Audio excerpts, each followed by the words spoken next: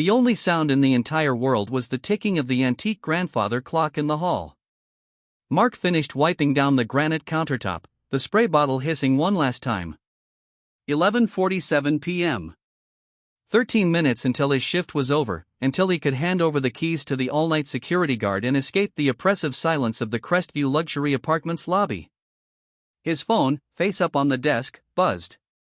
A text from Lisa, "You still picking me up at midnight?" He typed a quick reply, "Yeah. Just finishing up. See you soon." He sent it. The little delivered tag appeared. Then, a second later, it vanished. The message bubble turned gray. A red exclamation point appeared next to it. Message failed to send. Mark frowned. Weird. He had full bars. He hit try again. The same result. The phone felt suddenly heavy in his hand. Tick-tock. Tick-tock. 11:48 p.m. He walked around the vast, empty lobby, his soft-soled shoes silent on the marble floor. The night was clear, the city lights a glittering tapestry beyond the two-story glass wall. Everything was in its place, the plush velvet couches, the abstract art, the single, perfect orchid on the reception desk. It was a tomb of good taste. He decided to do one last perimeter check, a ritual to kill the final minutes. He pushed through the door to the east corridor, the motion-activated lights flickering on with a soft click. He passed the mailroom, the gym, the door to the underground parking. The light in the parking stairwell was on. He always turned it off. It was a rule. Save on the building's astronomical electricity bill. He pushed the heavy fire door open. The concrete stairwell echoed with a hollow, cold sound.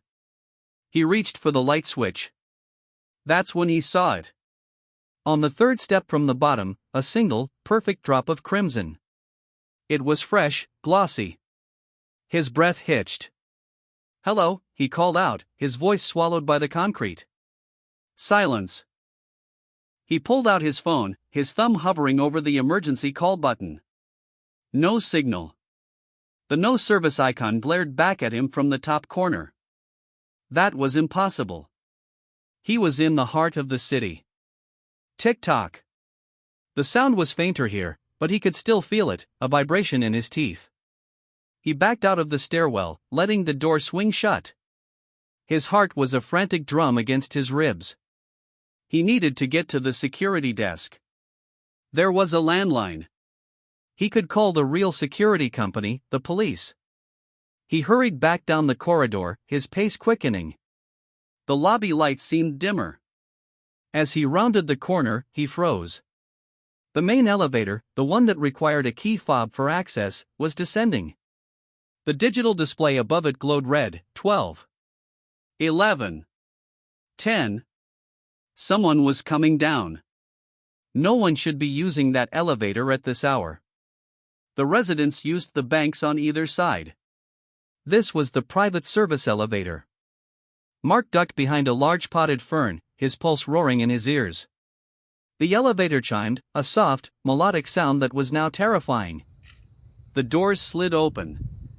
A man stepped out. He was tall, wearing a dark, expensive-looking overcoat. He wasn't a resident Mark recognized. He moved with a calm, deliberate purpose, heading straight for the security desk. He placed a small, black duffel bag on the counter. Mark's desk. The man opened the bag. He didn't pull out a weapon. He pulled out a roll of heavy-duty trash bags, a bottle of bleach, and a pack of industrial-grade cleaning wipes. He laid them out neatly, like a surgeon preparing his instruments. This wasn't a robbery. This was a cleanup. The blood on the stairwell. The failed texts. The jammed signal. The man's phone buzzed. He pulled it from his pocket. "Yeah," he said, his voice low and gravelly. "I'm in the lobby. The janitor's still here. I saw his cart." A pause. "No, it's fine. I'll find him. The 12th floor mess is contained. Just finishing the secondary site. Tell the client it will be pristine by 1 a.m. Mark stopped breathing. The 12th floor. Apartment 1204. The young woman who always smiled and had a little dog. He'd signed for a package for her just this afternoon. The man in the coat turned, his gaze sweeping the lobby.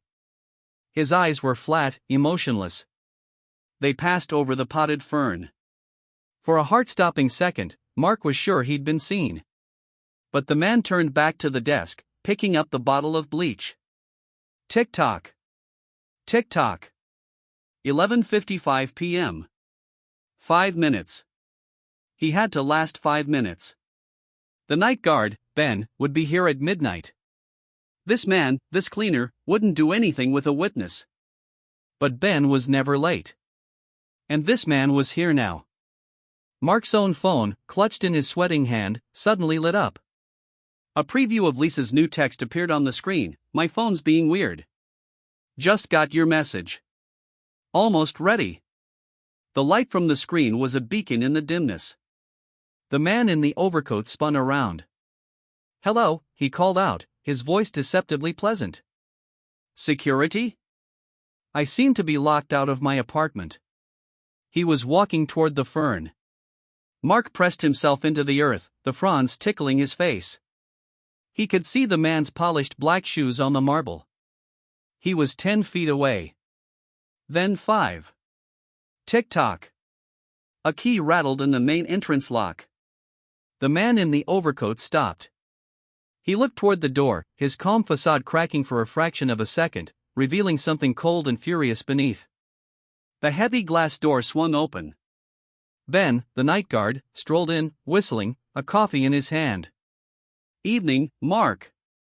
Quiet night? Ben's eyes landed on the man in the overcoat. His whistling stopped. Can I help you, sir? He asked, his tone shifting to one of professional authority. The man smiled, a tight, practiced expression. Ah, thank you.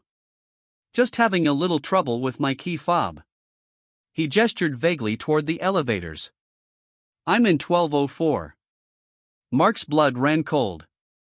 Ben, oblivious, nodded. No problem, sir. Let me get that for you. He walked toward the desk, his back to the man. It was the chance. The only one he'd get. Mark burst from behind the fern, not toward the door, but toward Ben. Ben, run, he screamed, his voice cracking. The man in the overcoat moved with shocking speed. His hand went inside his coat. Ben turned, confusion on his face. Mark? What the hell? Mark slammed into him, knocking them both behind the solid oak of the reception desk just as a sound like 2 rapid coughs, unnaturally quiet, spat through the air. 2 holes appeared in the wall where Ben's head had been. Hey! What is this? Ben yelled, finally understanding. Gun, Mark gasped, fumbling for the landline phone. Still dead. The line had been cut. Tick-tock. 11:58 p.m. The lobby was silent again. They were trapped behind the desk. The man was out there, waiting. He had all the exits covered. He had all the time in the world. Mark's eyes fell on the master control panel under the desk. The silent alarm. It was hardwired, on a separate system. He'd never used it. He slammed his palm against the large, red, recessed button. Nothing happened. No siren, no light. But a block away, a signal was received at a central monitoring station. They huddled, listening. A minute passed. Then another. 11:59 p.m. The soft chime of the service elevator echoed through the lobby. The doors were opening. He was leaving. Stay down, Mark whispered. He risked a glance. The elevator was empty. The man was gone. The black duffel bag was gone from the counter. The lobby was pristine once more, save for the 2 bullet holes in the wall. In the distance, the faint wail of a siren began to grow. Ben was hyperventilating. What was that? Who was that? Mark just stared at the elevator doors, now closed. He looked at the clock. Tick. Tock. Midnight. His shift was over. He was supposed to be picking up Lisa. He pulled out his phone. The no service icon was gone. His messages to Lisa were all marked delivered. He stood up on shaking legs. The city lights still glittered, indifferent. The orchid was still perfect. The only evidence of the last 13 minutes was the frantic beating of his own heart, and the chilling knowledge that the world could turn monstrous in the space of a single, ticking second. He wasn't just a janitor anymore. He was a witness. And he knew, with a certainty that froze his soul, that the cleaner's job wasn't finished.